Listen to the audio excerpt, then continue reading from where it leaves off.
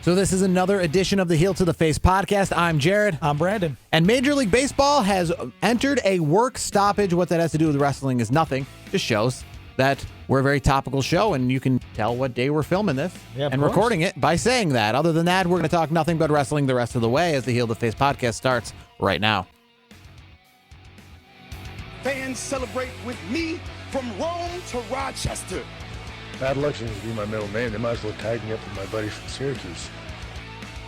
It is officially December as the Heel to the Face podcast is on the air. Make sure you're following the show at Heel to the Face on Twitter, where we put the links for all our shows each week, both on YouTube and all our podcast formats. Whoa! I got to stop you real quick. So I just realized you just said December. So we're almost in 2022. That is correct. We're almost to day one.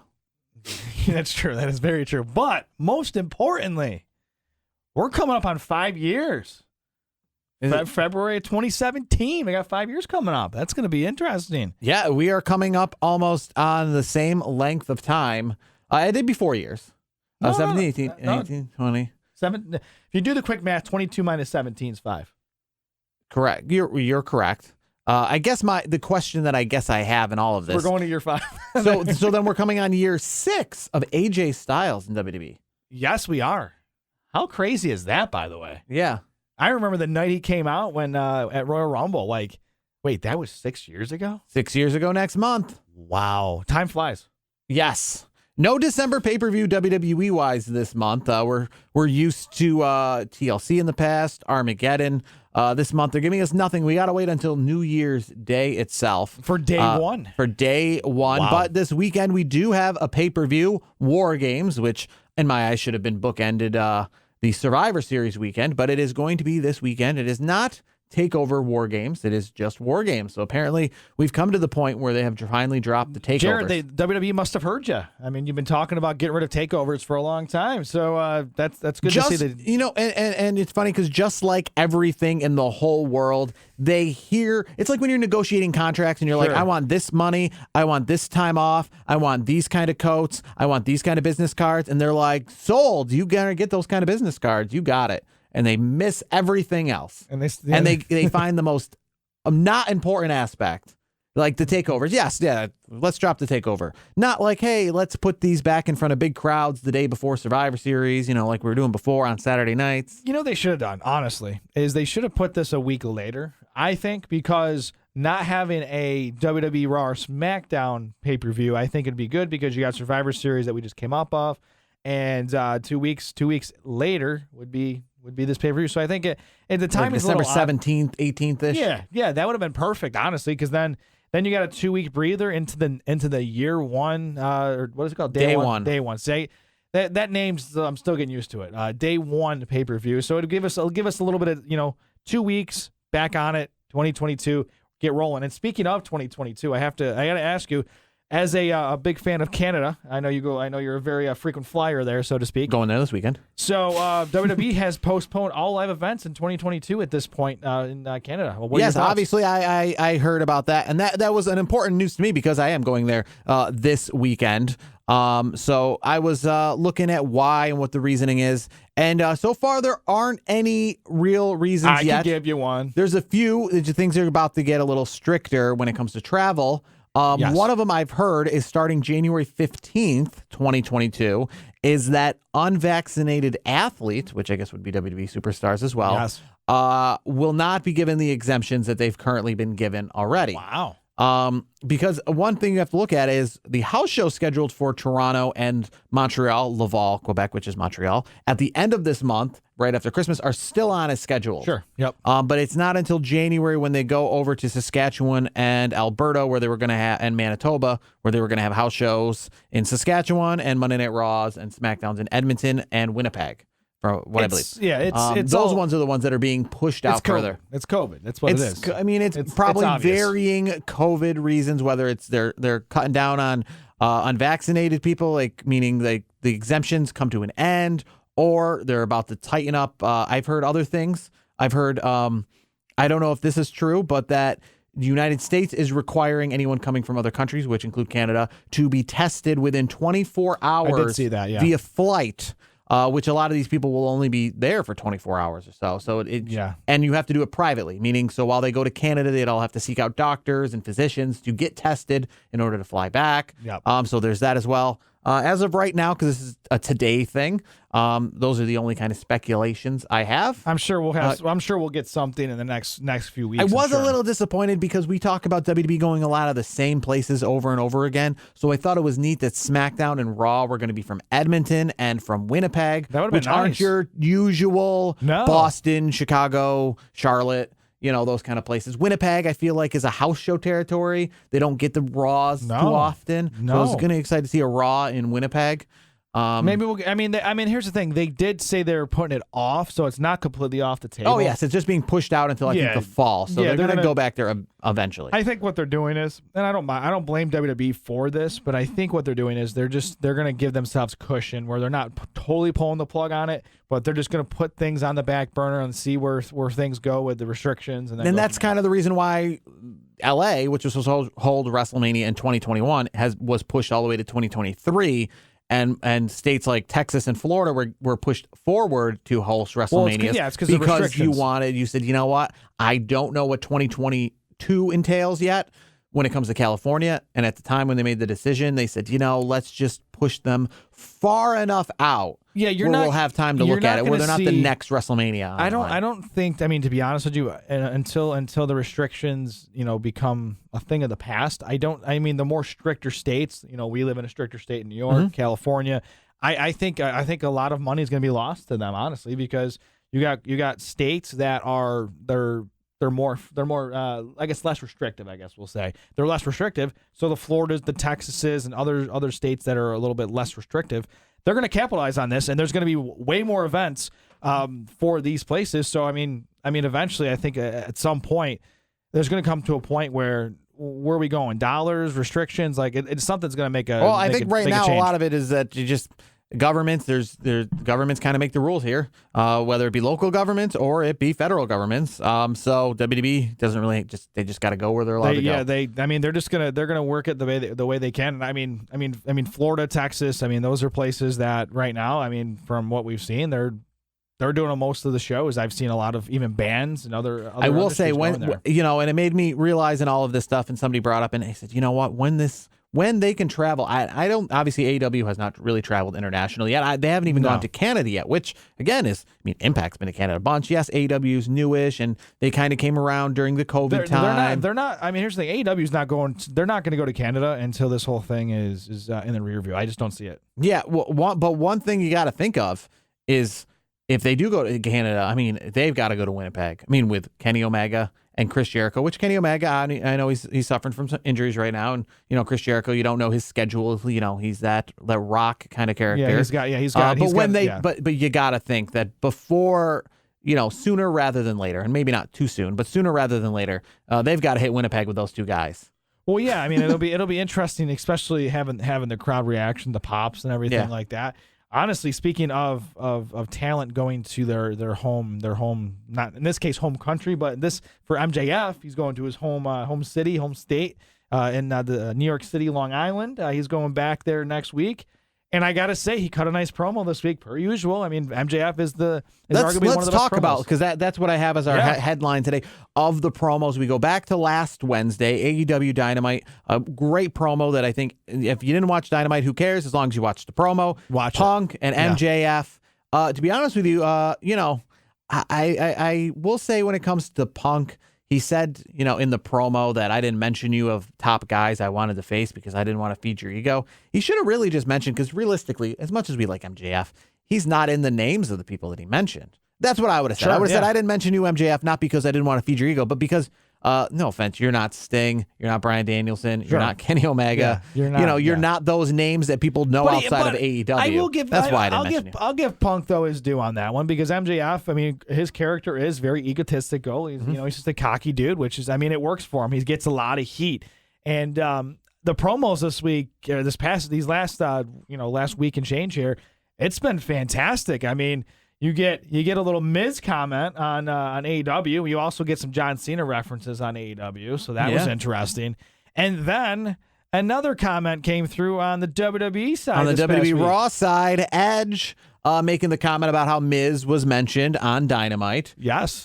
Which was kind of cool as well. And also made the comment about, while Miz, I personally, when it comes to the promos, I like the Becky Lynch and Liv Morgan promo and the Raw promo, and not so much they were mentioned in AEW and AEW mentioned WWE, but they were mentioned in the releases. Edge mentioned to the Miz, he was too busy dancing on television while his tag team partners were getting the boot. Or Liv Morgan mentioning to Becky Lynch that she is the reason why she's lost a lot of her friends, and her contract is the reason why Liv Morgan has lost a lot of her friends. Yeah. I will say this too, and there are some circulating reports out there that a lot of talent were not happy with the comments about their former colleagues. And I got to be honest, it's a business. WWE can do whatever the hell they want. They didn't say these people by names in particular. They just you can read between the lines. And I think here's the thing: it is best to address in the world of wrestling, in which this is what is good about wrestling, to make light of it and to make kind of a reason. It's best to address it. I don't like when WWE does something stupid, or does something that a lot of people don't agree with, and then just pretends like it never happened. Like we're, obviously everyone's got the whole thing about Disney, about their dark underseam, about, Walt Disney's past and what his ties in the, back in the 40s and the 30s and all this nonsense. But Disney itself presents like this kid friendly, like, no, we pay people don't, Disney doesn't bring up, in Disney movies or at Disneyland, what they're paying in wages or, their healthcare benefits or those kind of things. I like the WWE at least is not doing that in this aspect, because they do it too. They come out on SmackDown and they're like, releases. We released 18 people last night. Didn't even know SmackDown this week is from Charlotte, and here's what we want to talk about. I like that at least they brought light to it, because it gave life. I feel like them mentioning this kind of is better for the talent, because it shows that they're not forgotten, I guess, too. And here's the thing too: talent will do that on purpose to give them. I mean, to give their former colleagues a little bit of a little juice going out the door, so to speak. I don't mind it. I know there's. I think it's a way of respect. I agree. I think if you fire John Morrison and then you just never mention him and pretend he never existed, that's a more disservice. That's a disservice, 100%. And here, by the way, John Morrison tweeted out a nice tongue-in-cheek response. Yes. It wasn't even, and he wasn't even he's the consummate professional. He's still putting on his gig and his business attire, so to speak. So he was like talking about, America's Most Wanted, the typical hashtags, and Miz is gonna get demolish him or whatever. I don't know, I had the tweet in front of me, but he did it with class and he did it with professionalism, which is what everybody says about John Morrison. Anywhere he's gone, he's very well respected. And I mean, I'm sure there's some talent that, maybe they didn't hit the send button on Twitter, but they might have been mad about it. Well, from what I remember, I'll paraphrase, it was while your tag team partner, he pretty much put him out to dry, and he said that the king of drip, drip is never dry, always wet. That was something like that. That was along the tweet. It was along the lines, but that's the thing too. Like I forget who said it recently, but it was on a recent one of the recent wrestling shows or podcasts. At the end of the day, it's a business. So the biggest thing you need to do is you need to go out with class. As much as you might be ticked off that you got the boot, the worst thing you can do is go on a Twitter rant trashing people on the way out, especially on social media, because there could be a possibility in a couple of years that your stock has gone up in other companies, and WWE would take a swing at you again. Mm-hmm. And here's the thing: if you're going to put that stuff out there in a negative light, WWE is going to be like, you know what? Yeah, they talked a lot of smack on the way out. We don't really need them that much. So I mean, you got to protect your brand. You just have like a lot of these wrestlers. Social media is kind of, it's I think it's going to ruin. It's ruining some people's careers, I think. Who won it? AEW, WWE, better promos. If you're going to tune into one program and for their promos, which one are you tuning into? AEW, because it's MJF. I mean, MJF right now is the best promo in the business. I love Miz. Of course, I love Miz. But I think MJF is just that much better than everybody else right now. He's better than you, and you know it. I mean, that's just how it goes. Yeah, I mean, I will say the WWE at least has the mix, because you had the Liv Morgan and Becky Lynch and Edge and Miz versus just the CM Punk versus MJF. They seem to be winning. But Bryan Danielson and Hangman have had some nice back and forth too. So I'm okay with. I mean, that's also really good. But Bryan Danielson showing a side of him that personally I've been waiting to see for a long time. This is and he says he's not a heel, but he's definitely a freaking heel right now. So you're talking about wrestling being a business, and nothing kind of shows more than WWE obviously being a business than the venture that they got into today as of recording on this December the 2nd. They announced that just like the NCAA, they're getting in the name, image, and likeness game. They're getting, we saw with Gabe Stevenson, I guess the first person. Gable Stevenson. Gable Stevenson. All right. Sorry, I had to correct you on that one. Well, you can understand why Gabe Stevenson would be more of a name that would. Sure. What you just said is something I'd be like, no, you're saying it wrong because that's not anyone's name. Gable Stevenson. I got to put a little respect, so to speak, on the Olympian. His first name and his last name are both weird, is what you're saying. Gable. I think they're great. I think it's unique. I think nobody else is going to have that name. So I think it's. Yeah. And here's the best part. Because I feel there's probably tons of Gabe Stevensons. You can definitely take your name and go to AEW or other places, and guess what? WWE ain't touching that because it's your birth name. That's your birth name. Well, I think WWE is going to be trying to touch it. Obviously, they signed him already with the name image like this, even though he's currently an amateur wrestler in college. If it's your legal name, there's not much you can really do there. So with him being essentially the next Kurt Angle, Brock Lesnar character, they decided why stop at him? Because I've noticed too that WWE's been putting on social media what he's been doing at, the University of Minnesota. Well, they gave him his own little workout performance center. Yeah, well, apparently that's not. He will be the first, but he won't be the last. No. Because this new name, image, and likeness is a new thing for WWE. Triple H said it's going to be a game changer when it comes to acquiring talent, and they're going to pretty much set up a pathway for many college athletes who are currently in college to be able to use the Performance Center and to be able to sign deals. I'm not going to lie to you. I think this is going to it's not only going to step their game up from a college wrestling perspective, but it's also going to be. You got guys that are maybe fringe NBA or fringe NFL players that are super athletes, but maybe there's not enough slots in the league for them to come play, but they're great athletes, and especially in basketball. Another Omas, another 7-footer. The one thing that WWE can get out of this is if they can come forward with money first. Of course. Then WWE doesn't become Plan B, because that's what it is for the big shows, or the Undertakers. Oh, of course. Or these other people who say, "What got you into wrestling?" Well, I was playing basketball overseas and it blew out my knee, or I was about to be drafted and I didn't. Or I played football. Omas, I don't think Omas even got a professional look, like at the NBA level. But they took those routes first, and WWE was Plan B. Fallback, yeah. Even for Kurt Angle, WWE was like, "Well, I can't really do anything else in the world of wrestling." Here's the thing too. Kurt Angle, if Kurt Angle was coming out during this time frame, he'd be in UFC.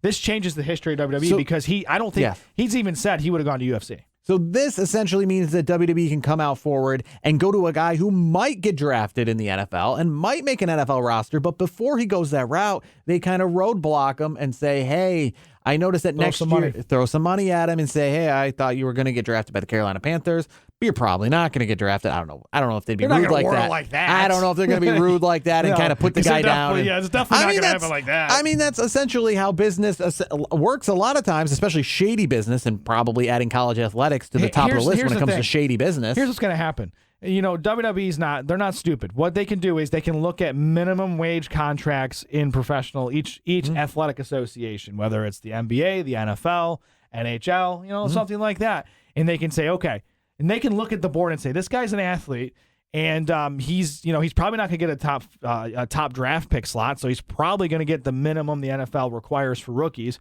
Why don't we offer him double and have him come here? That's what's going to happen. It's a money thing.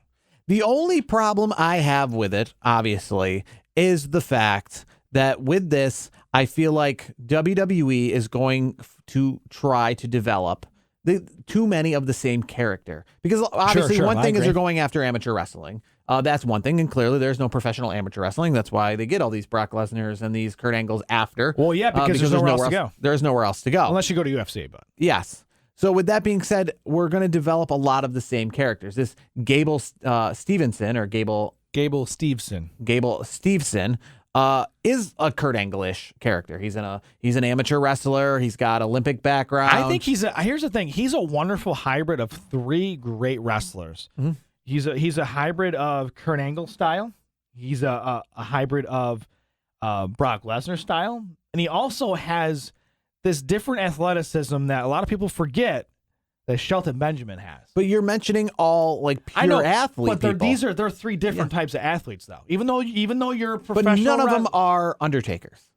No, none of them are because six, that's a 6'11", character. yeah. Well, that's not. I'm saying the character. That's why you got to go to the NBA. I think about it like I think about WWE a lot like video games in the sense of I think there was a Killer Instinct, Mortal Kombat, Street Fighter, all these games. If you remember, the character list had like monsters, had all sorts of different varieties. Mortal Kombat, all different varieties, and then they would have like a pure athlete one. They'd have like I'm thinking Killer Instinct because they had like one character that was like a boxer that was like the equivalent of like Apollo Creed or whatever, and then they had like a monster and a werewolf and that's what I think WWE. They had Kurt Angle. Kurt Angle was that good. That's his real name. He's really an athlete. Mixing in there with dead men and zombies and giants and freaks and I like that mix. I like that pure athlete. You will see this though. I think WWE. I don't want to see too many Kurt Angles. I don't think you will. I don't want to see too many. That's his real name versus that's his real name. I don't think you will. I honestly believe that you're going to see the WWE. They're going to find some. They're going to find some guys and girls from all professional sports, or at least high level NCAA, where they're trying to get to the pro level. You might see some females that, for example, are the fringe players in the WNBA, for example, and WWE says, "Hey, we like your look. You have this great build. We could pay you more than what WWE is going to pay." The problem is if you sign them and you make them well known to social media of the world, like the Gable Stevensons, if you make them well known to the social media world now, it's going to be very hard for him to debut in WWE as some trucker, backwoods, Bray Wyatt character. I understand that, thing. but at the end of the day, most wrestling fans, or at least some that are even casual wrestling fans, they know it's a show. Number one, they know, okay, this guy was a clean-cut wrestler, all Olympian. Yeah. But now he's this badass mobster or something, something along those lines. It's people know the ones like us. It's just a little difficult. That's why Sure. Kurt Angle has never been anything but Kurt Angle. That's why Brock Lesnar has never been anything but Brock Lesnar.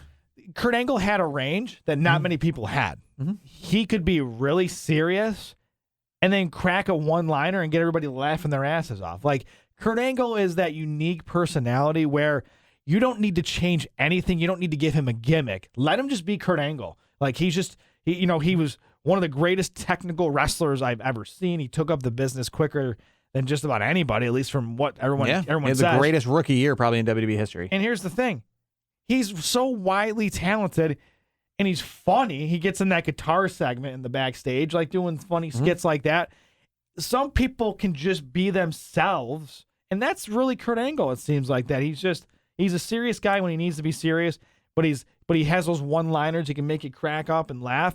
I think that, like, Kurt Angle was just one of those unique examples. I think a Gable Stevenson, for example, they're going to work on some sort of gimmick. He's not going to come in as they're going to have to come up with something. They can't say, "Oh, this guy's Kurt Angle 2.0. That's going to be the most generic thing, and it's going to ruin his career, in my opinion. And then he'll leave and go to UFC and make more money. Hopefully, whatever they do is they develop him better than they did Bobby Lashley. Bobby Lashley's great now, but it took him a long time to actually have the character with the athlete. There's a reason why Bobby Lashley, he could have been Brock Lesnar in 2006, but he wasn't because he did not have that character. No, and he had the body for sure, but definitely he's always had the look. That physique is just, there's not too many people that look like Bobby Lashley. Let's be honest. But you know what? Some people are late bloomers. I mean, look at Drew McIntyre, for example. He was the chosen one back in the day by Vincent Kennedy McMahon himself, and then he gets fired. He does 3MB and then gets fired, and then he builds his brand. He retools, learns from his mistakes.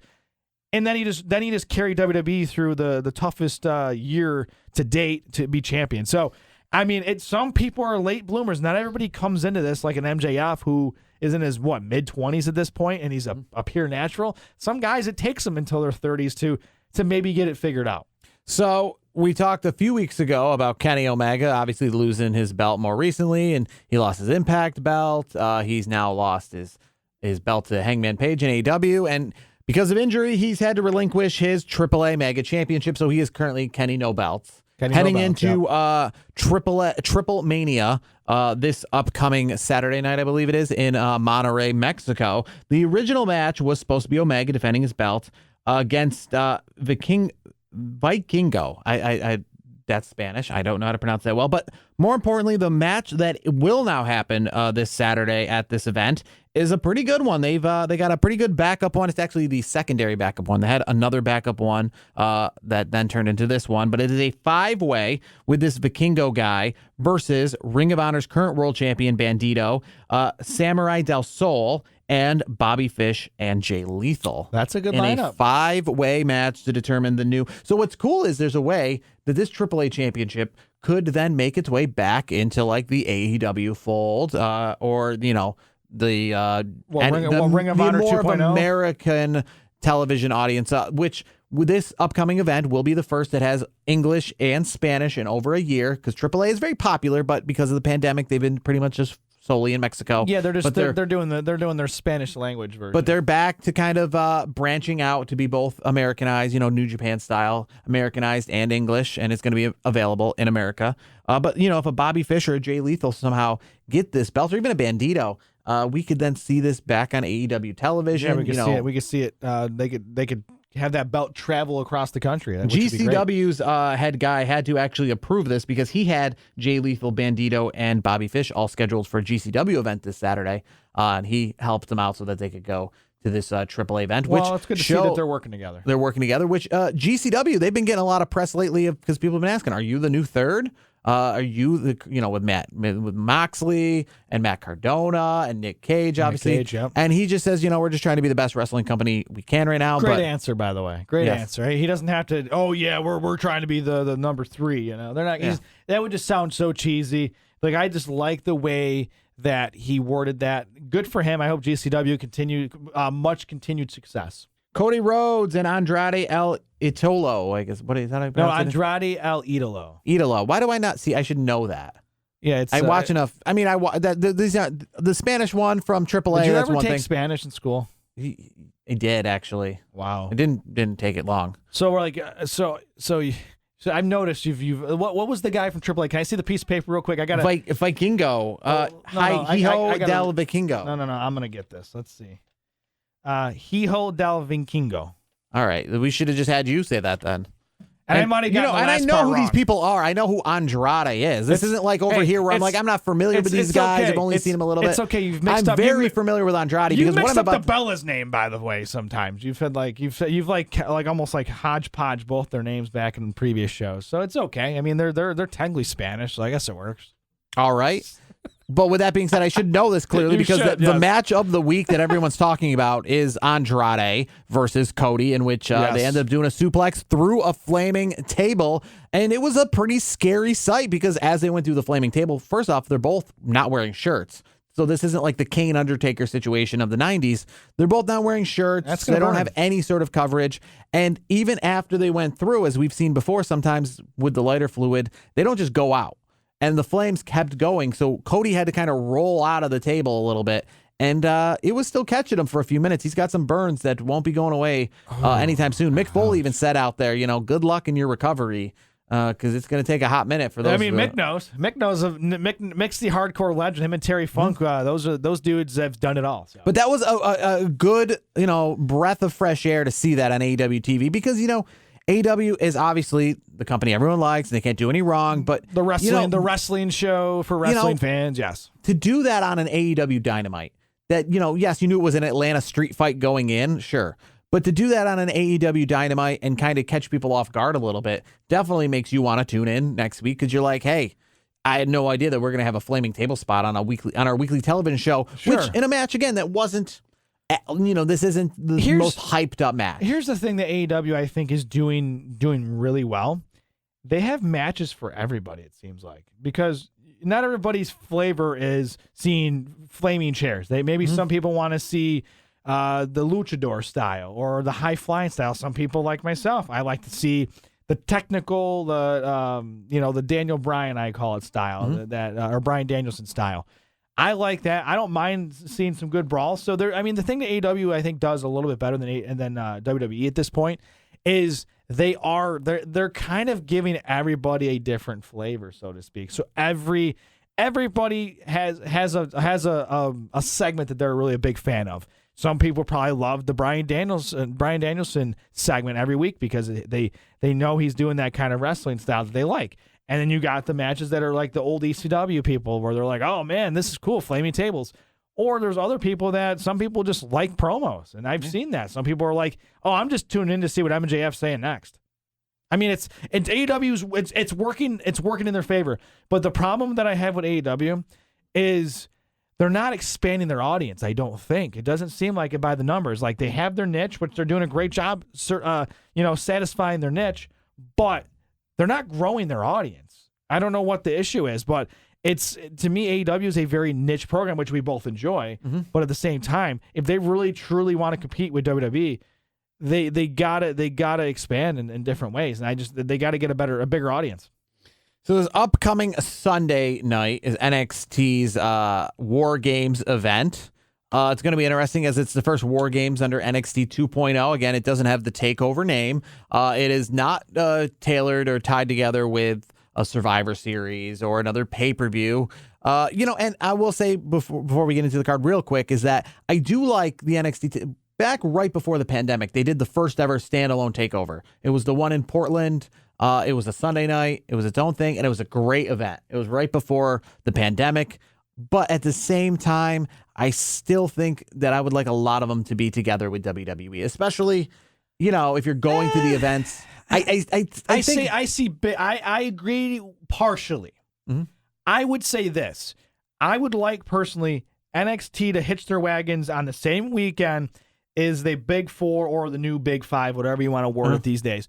I don't think they have to hitch their wagons on every single WWE No. I don't think they need to do that either. I think the Portland one was great. That was a February one, standalone, great.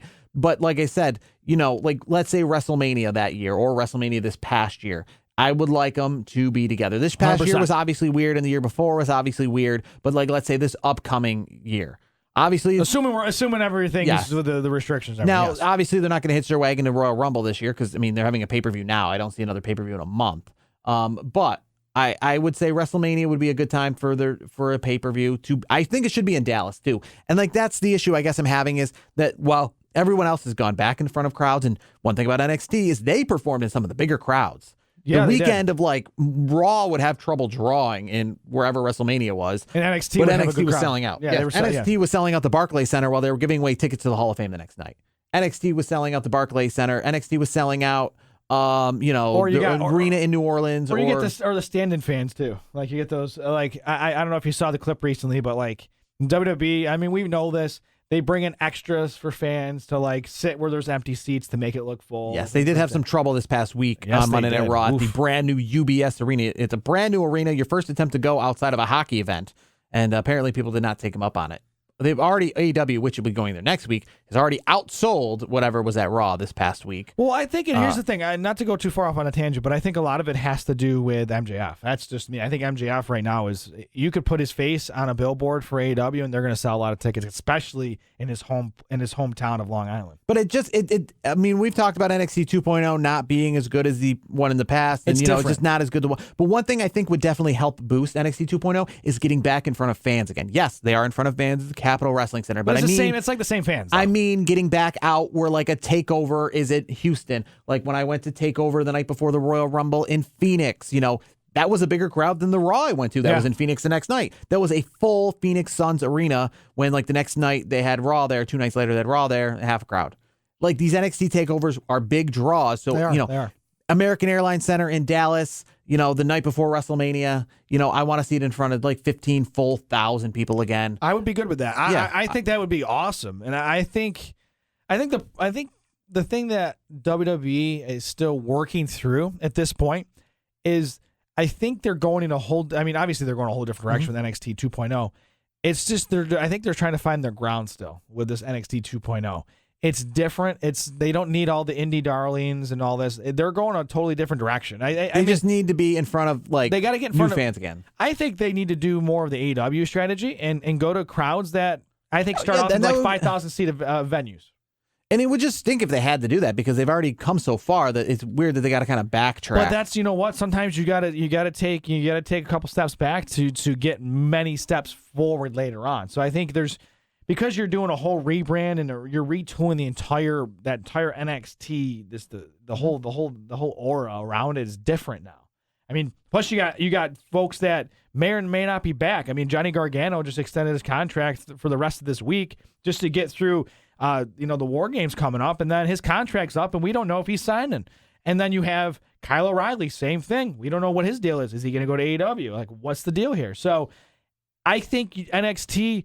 The issue that I have with NXT is I would have kept a nice mix of the really good indie people that they've had, like the Adam Coles. Make sure you kept them, and then you bring in some of these green talent that you got that were professional athletes somewhere, and work them up your way and do it that way. So kind of a hybrid.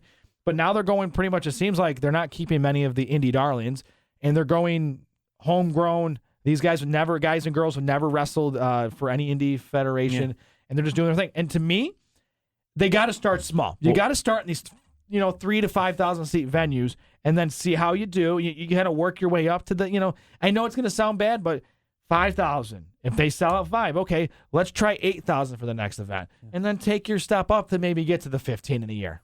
Or like I said, or just try maybe like I said, your next pay-per-view event, put one of these pay-per-views, not like your weekly shows, because the weekly shows before were not traveling, and that's fine. They can keep the weekly show like that. But these pay-per-views, I'd like to see them, like put it Royal Rumble weekend, put in the arena in St. Louis, see what you got.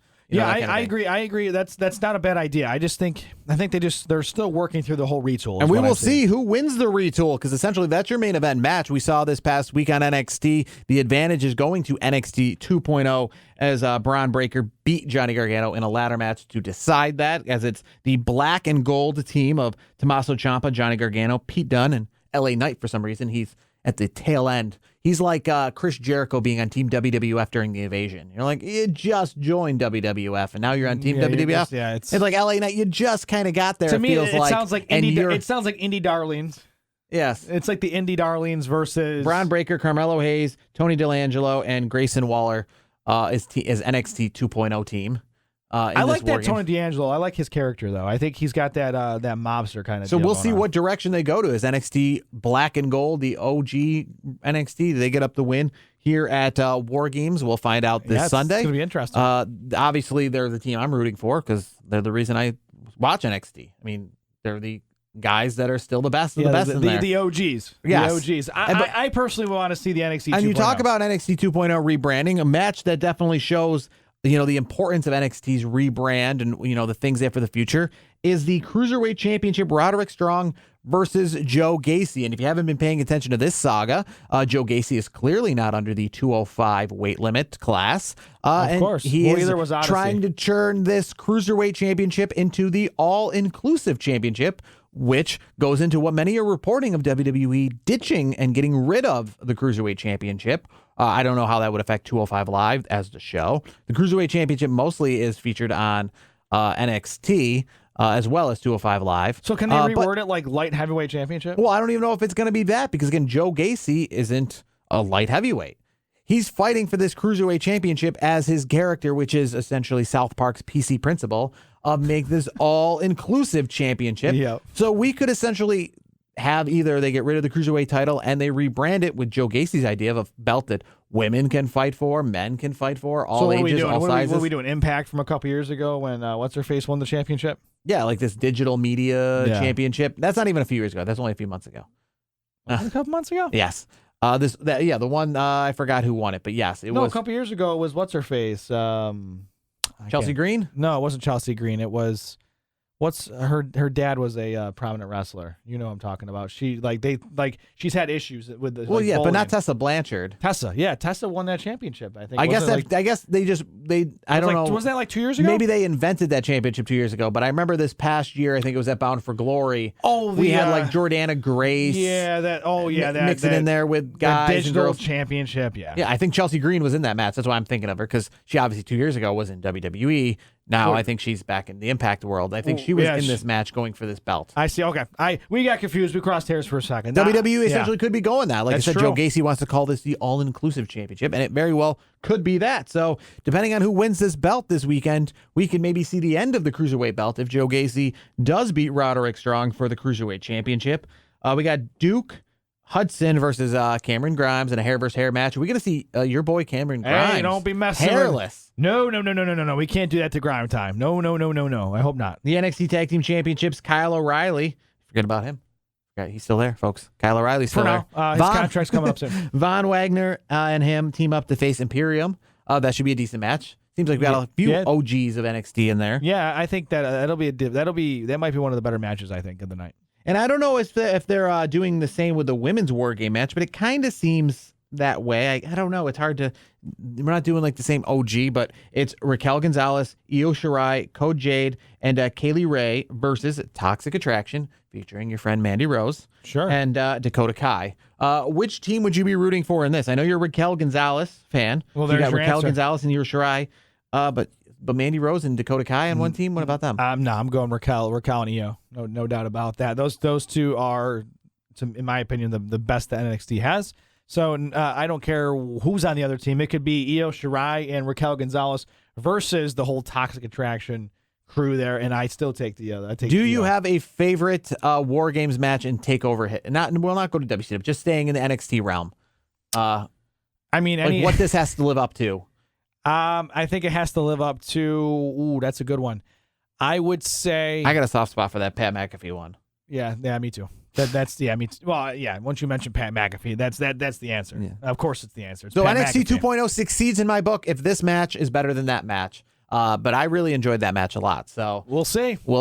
As that's going to do it for this week's edition of the show. Hey, guess what? Winter is coming, and not just the actual season, but winter is coming. In upstate New York, snow is. But not just that, but the second winter, meaning winter was coming last year, and it came in the form of Sting, who we saw this week dressed as Darby Allin. Yes, we did. That's the story for another time. But winter is coming again, December 15th.